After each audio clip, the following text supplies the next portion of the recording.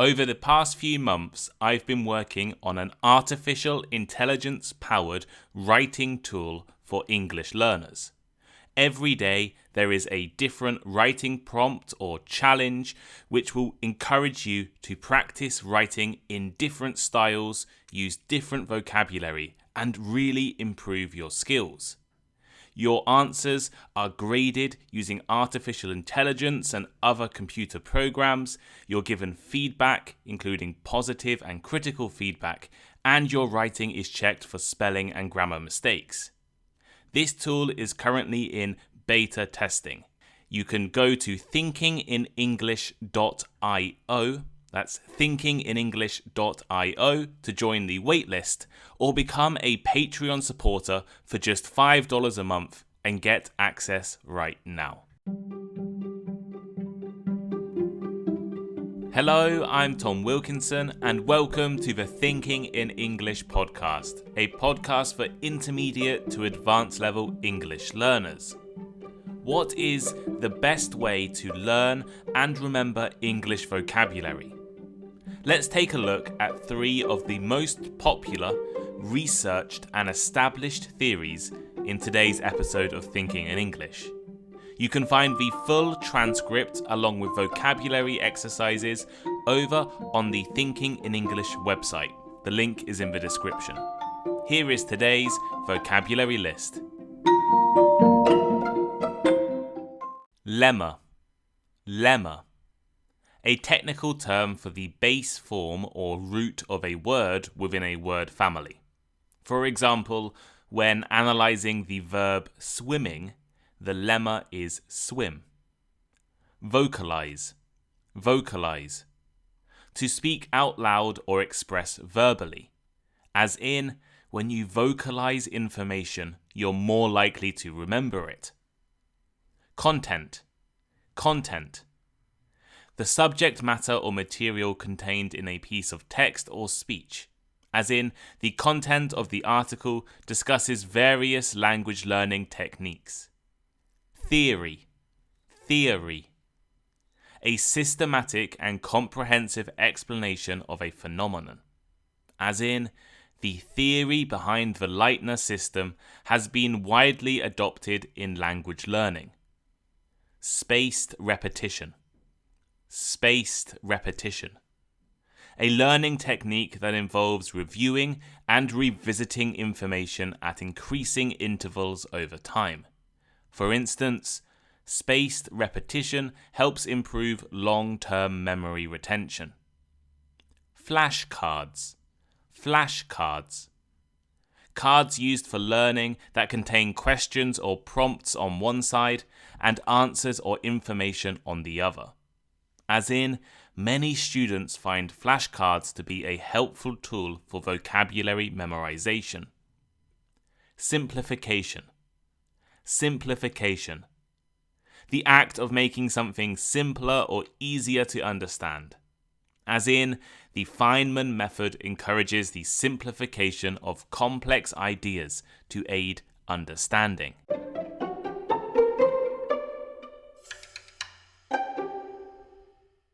One of the biggest challenges for language learners is remembering vocabulary.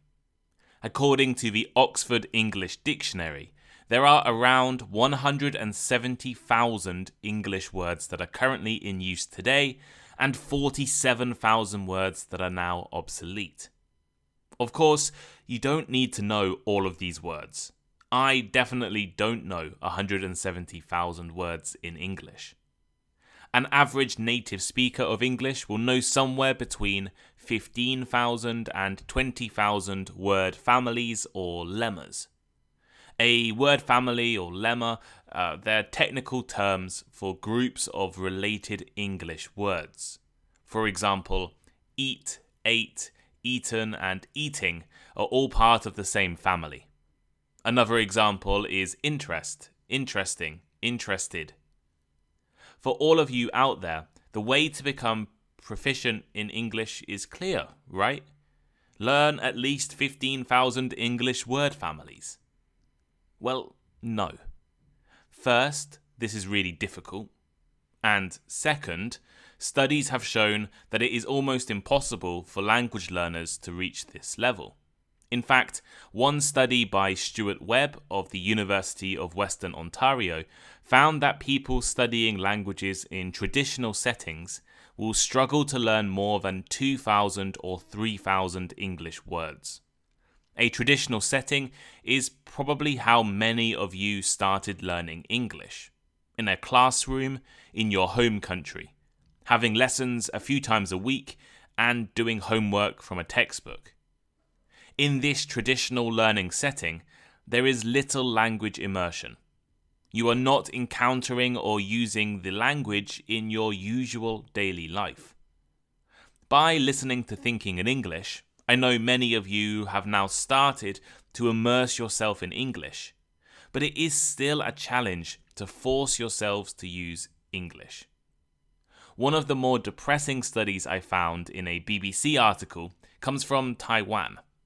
The researchers discovered that after 9 years of English study at school, half of the students still did not know or could not correctly use the 1,000 most frequently used English words. Focusing on frequently used words is a good strategy for learning. Apparently, once you know around 800 of the most common English word families, you will be able to understand 75% of daily English. But how? What is the best way to commit English vocabulary to memory? What is the best way to remember all of these different English words and word families? Well, I can't give you a simple answer to these questions. What I can do, though, is suggest a few different popular study theories and study techniques that have been tested by researchers. This is an important point. I'm not giving you recommendations based on my personal experience, anecdotes I've heard from friends, or from companies sponsoring this episode. In fact, memorizing Japanese vocabulary is something I'm terrible at doing. I failed a Japanese language exam last year because I scored too low in the vocabulary section. I did pass on grammar and listening though. Instead, I have searched for established memorization techniques and applied this information to language learning. My hope is to provide you with a variety of different approaches and for you to try a few of these techniques and discover what works best for you. So, without further ado, let's take a look at these different study techniques. The production effect. Research has shown that there is a difference in memory between words you remember during silent study and words you remember while reading out loud. This is the production effect. If you read out loud or vocalize study material, you are more likely to remember that content and will probably have a better quality of memory of it. In everyday life, we can see examples of the production effect, like students remembering what they said in class better than what they wrote in their notes, or actors rehearsing by speaking their lines instead of reading them silently. I'm sure you have also noticed its effect. I often forget appointments if I simply add them silently to my Google Calendar. But if I talk and confirm an appointment out loud, it seems to be more present in my memory. There are quite a few studies online that you can find out about this phenomenon. A 2014 article in the journal Frontiers in Psychology looked at the role of distinctiveness in the production effect. In other words, they were interested in whether saying content out loud made that memory distinctive, which is why it was easier to remember. Another 2014 article in the Journal of Child Language tested the memory of 5-year-olds in different situations, and they found that there was, to quote, a memory advantage for vocally produced words, look and say technique, over other types of learning, look technique or look and listen technique, suggesting the production effect as a prominent memory and learning tool. In other words, the production effect works. Why? Why is reading and speaking out loud such a powerful memory tool? One theory is that the production effect works so well because you are taking in information and then turning it into another form, a different form of language. You are reading and then speaking out loud. In fact, a fascinating study I found in the journal Memory found that there are ways you can enhance the production effect. While most people think of the production effect as reading out loud, the study found that if you read out items in a loud voice, so if you shout it, or you sing items, the effect is greater. The more distinctly you produce the content you want to remember, the more likely it is you will remember. How can you incorporate the production effect into your English study? When you're studying English texts, whether they're articles, books, or your own notes, try to read them out loud. The simple act of vocalization helps reinforce your memory of the material. After reading a passage, summarize what you've read in your own words. Try to explain the main points and concepts to yourself or to someone else. And if you have access to recording equipment, like a smartphone, consider recording yourself as you explain and discuss the English content. Then you can listen to these recordings later and reinforce your memory. The Leitner system. If you use an online vocabulary learning application like Memrise or Anki, you will be aware of the idea of spaced repetition. It is a way to prioritize and review words based on how well you know those words. One of the best known versions of spaced repetition is the Leitner system. Maybe Leitner system, I'm not sure. The Leitner system, also known as the Leitner box or Leitner flashcard system, is a widely used method for efficiently learning and retaining information, particularly when studying with flashcards. It was developed by the German psychologist Sebastian Leitner in the 1970s. Here is how it works. Step 1. Create flashcards. Start by creating flashcards with questions or prompts on one side and answers or information on the other. These flashcards can be used to study any type of material, but for language learners, vocabulary words and phrases are often most popular. Step 2. Divide the flashcards into boxes. Organize 5 boxes labeled daily, every other day, weekly, bi-weekly and monthly. This gives you an indication of how often you need to study the content of the box. 3. Review and test.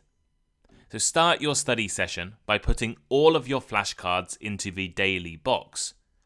As you review each card, attempt to answer the question or recall the information. If you answer correctly, move the card to the next box. For example, from the daily box to the every other day box. If you answer incorrectly, place the card back into box 1. Step 4. Keep studying.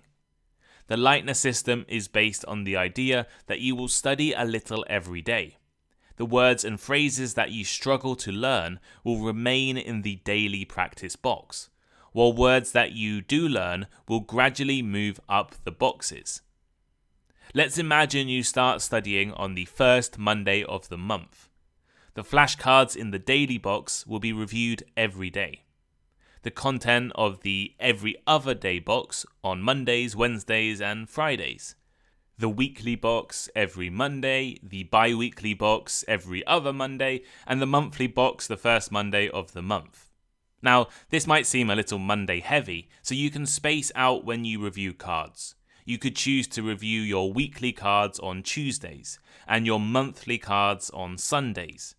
The idea, though, is that through regular practice, you will be able to work on the terms you struggle with more than those that you are confident in, because the ones that you are confident in will be in the weekly, bi-weekly, monthly box, whereas the ones you struggle with will stay in the daily box.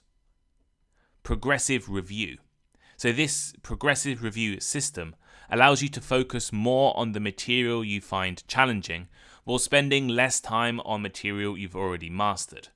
And by tracking your schedule on a calendar, you will make sure to study as efficiently as possible. As you become more confident with materials on the flashcards, it will move to a higher numbered box. Eventually, cards may reach a box where you no longer need to review them because you have mastered the content. This system might seem familiar to you. It is the base of many popular vocabulary learning apps out there. I used to use a site called WaniKani for learning Japanese vocabulary, and they definitely use the lightner system and spaced repetition. Importantly, this method works best when you have a lot of time to study. If you are studying for a purpose, perhaps you have an exam soon, you should change the timescale on the boxes. Maybe daily, every other day, twice a week, weekly, rather than using month-long timescales. The lightner system works best for regular and consistent studying and learning, and can be a really useful tool for all English learners. For my Patreon subscribers, I create extended vocabulary lists on the blog. I then use this vocabulary list to make Quizlet flashcards for Patreon subscribers to use, and I also embed flashcard study activities into the transcripts. On Quizlet, you can use a spaced repetition study system similar to the lightner system. Of course, you can make your own Quizlet sets, but by joining Patreon, you can try mine out. The Feynman method. The Feynman method is one of my personal favorite study techniques.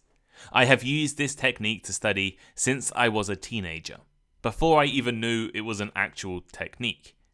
In its simplest form, the Feynman method is based on the principle that the best way to learn is to teach. The technique gets its name from the renowned theoretical physicist Richard Feynman, who believed that studying and learning shouldn't be about passive memorization, but active learning. He believed that learning through trial and error or through free discovery was the best way to really learn and understand something. The Feynman method emphasizes the importance of simplifying and teaching a topic to others as a means of deepening your own understanding. The Feynman method has 4 main steps. Step 1, study something. Choose what you want to learn and start studying. This technique works with studying anything. Feynman was a theoretical physicist after all, but I'm sure all of you would like to use this for learning English. Let's say you want to study this Thinking in English episode. You go over to the transcript, listen and read at the same time, and then take a look at the vocabulary list. If you like, you can also look at the extended vocabulary list as well. You try to learn the vocabulary and understand the ideas that I'm talking about. Step 2, teach someone else. Step 2 is to teach someone else all of the content that you have learned. You can pretend to teach someone else, or teach yourself, in other words, but this method works best when you teach someone else or a group of people. The person you are teaching should give you feedback, interact with you, and ask you questions. They should try to find holes in your knowledge and weaknesses in your understanding. For example, in the scenario of you studying this Thinking in English episode, you would try to teach others about the production effect. Your friends may ask you, why does reading out loud make it easy to remember vocabulary? Or, what evidence is there for this? As they ask you core questions, you will begin to realize that you can't understand everything. There are holes in your knowledge. Step 3. Go back and study more. You now know that you have gaps in your knowledge, so you can go back to the source material and focus on the things that you don't know yet. The aim here is to build your knowledge in the areas that you struggle most with. By teaching the content to someone else, you become acutely aware of the things that you need to study more about. I know this as a previous English teacher when I would be asked questions by my students and I would have to go and educate myself on that topic. In our scenario, you can come back to the episode and listen again, this time focusing on the things you couldn't teach well to your friends. Maybe you need to take a look at the vocabulary list to make sure you understood the meaning of words.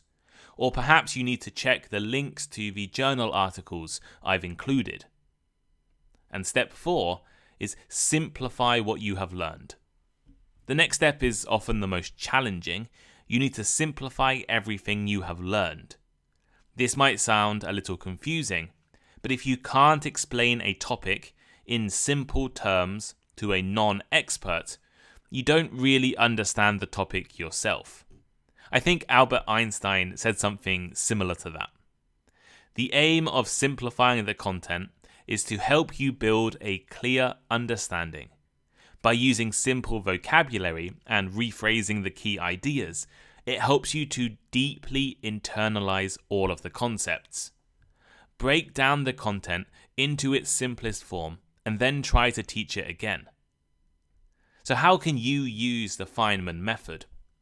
Ideally, you would teach the concepts, vocabulary, and material you are learning to an interactive audience, someone who can ask you relevant questions and challenge your understanding. For those of you learning English right now, you might not have any friends or family who speak English well enough to help you. What can you do in this situation? Well, sorry to promote myself again, but one of the lesser known benefits of my Patreon is that you are able to organize and run your own events on my Discord server. We often have members organizing study events, conversation groups, or more. And I am more than happy for you guys to organize sessions with each other to practice the Feynman method.